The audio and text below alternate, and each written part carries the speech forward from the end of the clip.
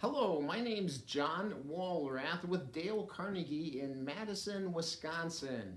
And I'm going to be doing a series on Dale Carnegie's book, How to Win Friends and Influence People.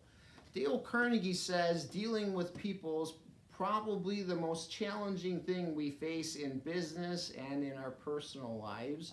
And this book has 30 principles on dealing with people to create win-win situations.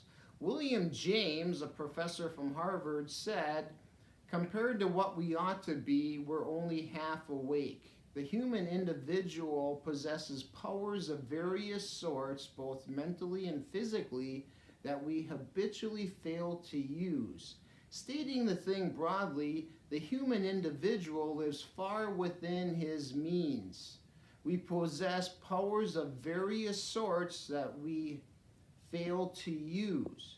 So in this series, I'm going to teach some principles that we can use to increase our odds of creating the relationships and the leadership skills we desire to get more out of life, out of work, and blah, blah, blah. So keep an eye out for my next video where we'll actually learn to end a presentation strong.